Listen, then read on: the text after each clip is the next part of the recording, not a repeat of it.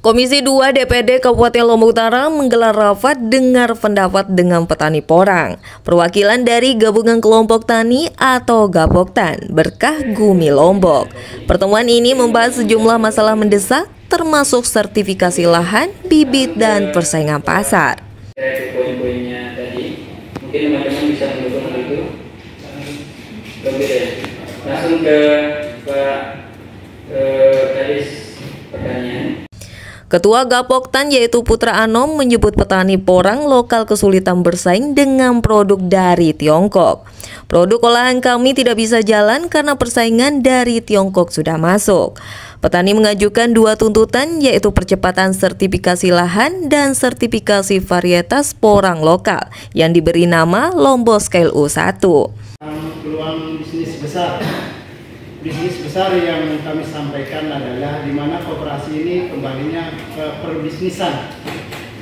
Bisnis yang kami maksud adalah ketika koperasi kami tidak berjalan sesuai dengan harapan, maka sia-sialah bisnis itu. Yang didapatkan keuntungan bukan di lembaga internal saja, tetapi masyarakat Lombok Utara pada umumnya akan mendapatkan paparan dan dampak ketika porang ini berjalan sesuai rencana kami. Kenapa kami sampaikan demikian? Kami sudah terbatas oleh langkah-langkah para pemain porang dari luar. Yang awalnya kami memproduksi chip porang juga terputuskan karena kami melawan persaingan yang terutama yang dari Cina. Itu sebenarnya kami kenapa sedikit tegang kemarin menyampaikan. Kami mengolah chip juga tidak bisa jalan. Kami mau mengolah beras porang juga tidak bisa jalan. Karena persaingan Cina sekarang sudah mulai datang ke Lombok. Sudah 3 kali percobaan membuat pabrik besar di Lombok. Yang pertama di Lombok Barat itu membuat pabrik porang terbesar juga tidak bisa jalan karena masih bergantung pada petani di Lombok Utara. Yang kedua, Lombok Timur juga sudah membangun pabrik yang besar, juga tidak bisa berjalan karena masih bergantung pada Lombok Utara karena perjanjiannya tidak sesuai dengan kami. Yang ketiga terakhir ini, kembali lagi Lombok Timur dengan PT Sanindo, itu sangat-sangat bermohon ingin bermitra dan kerjasama dengan kami. Kenapa? Hanya 4 yang ada sertifikasi lahan yang ada di Lombok Utara, termasuk di Kecamatan Bayan. Ini baru 4. Selanjutnya kami berharap semua petani porang di Lombok Utara itu memiliki sertifikasi lahan. Kenapa? Itu salah satu syarat agar pabrik itu bisa ekspor. Mereka harus rekomendasi surat sertifikat lahan. Yang kedua terkait varietas Lombok Scale U1 itu sangat-sangat kami harapkan untuk pemerintah daerah untuk menindaklanjuti lagi satu tahapan. Kenapa kami membutuhkan itu? Bukan untuk kepentingan lembaga kami, tidak. Ini untuk kepentingan masyarakat petani kita yang ada di Lombok Utara. Kenapa kita butuhkan itu? Karena sejujurnya Pak Bupati Lombok Timur juga sudah menyampaikan akan menganggarkan bibit porang untuk petani yang ada di Lombok Timur. Tentunya kalau sudah ada varietas lokal yang ada di Lombok Utara, bukan sekedar Lombok Timur aja akan membutuhkan sertifikat ini, membutuhkan varietas lokal ini, bahkan di nasional pun berlaku. Jadi peluangnya di sana, kami berharap juga teman-teman petani porang yang ada di masing-masing desa penyangga di seputaran Kabupaten Lombok Utara ini bisa memanfaatkan bibit-bibit porang mereka, tidak lagi menunggu panen. Karena ada buah katanya yang tumbuh itu bisa mereka jadikan bibit ulang, bisa mereka semai dengan polybag. Ini peluang-peluang yang kami lihat. Untuk itu kembali lagi ketika ini terjadi kerjasama dalam waktu dekat juga kami akan penandatangan PKS dengan PT Sanindo. Kembali lagi masalah pembiayaan. Nah, bagaimana pemerintah daerah memberikan kami opsi atau solusi agar bisa sama-sama seiring berjalan untuk menyambut peluang bisnis ini. Karena Lombok Timur ini sejatinya mereka membutuhkan sampai 80 ton per hari. Sedangkan kita di Lombok Utara itu melebihi dari kebutuhan mereka. Ini catatan. Karena di catatan kami di Koperasi Berkah Bumi Lombok itu 60% itu orang yang ada di NTB itu adanya di Lombok Utara. Jadi mohon maaf sebelumnya kami membuka potensi yang ada di Lombok Utara. Kami membuka potensi alam yang di Lombok Utara ini. Apakah salah ketika kami membuka ini loh sesungguhnya kekayaan kita. Mari kita jaga dan kita rawat bersama-sama. Tentunya untuk kepentingan dan kemajuan daerah kita di bidang pertanian. Mungkin itu kabar. Anggota Komisi 2 DPD KLU langsung merespon. DPD siap mengawal ini lewat regulasi dan anggaran demi kesejahteraan petani Lombok Utara, kata salah satu anggota dewan. Ia menambahkan bahwa porang adalah kekayaan lokal yang perlu diakui secara nasional. Oleh Pak Anom tadi, yang pertama terkait dengan sertifikasi lahan porang ya. Jadi sertifikasi lahan porang ini memang pernah kita lakukan tahun 2024 ya Pak Gabus ya. 22 ya.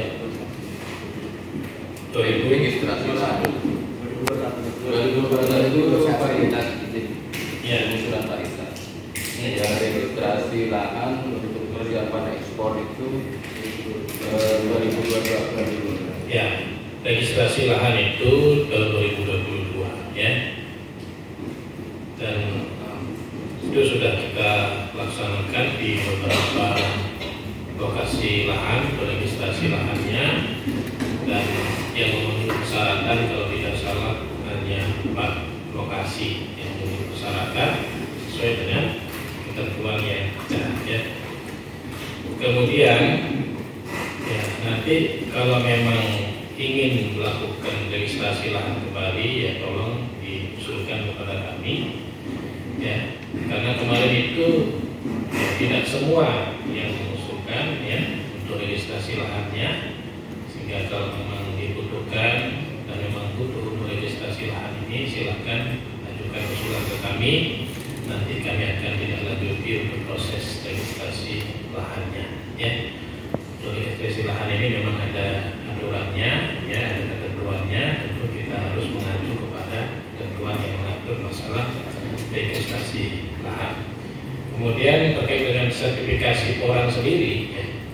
Jadi tahun 2021 saya ingat waktu itu awal-awal saya sebagai kepala dinas ketahanan pangan dan perikanan memang sudah dikeluarkan ya, apa namanya,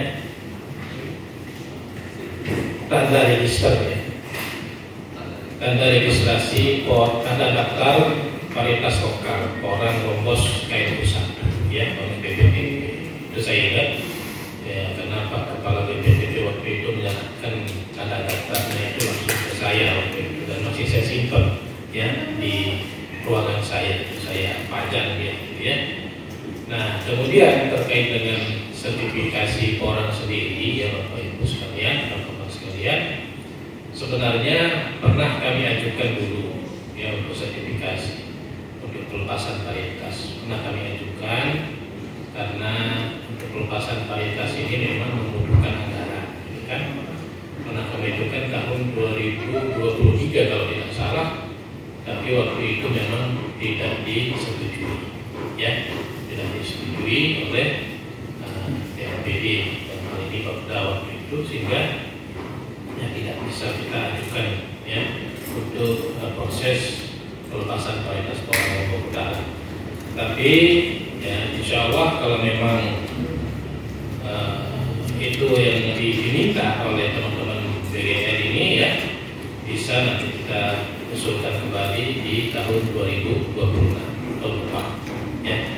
Karena kalau di perubahan ini terus terang Bapak-Ibu sekalian waktunya sangat sempit untuk pengajuan itu ya, sehingga kita minta mungkin bisa kita ajukan nanti di tahun 2020 ya, dalam murni, karena waktunya agak panjang kalau di murni ya.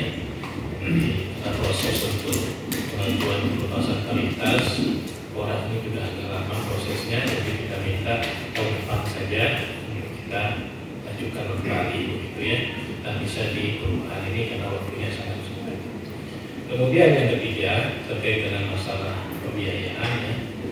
Jadi pemerintah Kabupaten Lombok Utara sejak tahun 2022 punya program bantuan subsidi bunga ya, kepada petani, peternak, nelayan, termasuk kebunan juga ya, termasuk UMKM ya, dan itu masih berjalan sampai dengan saat ini.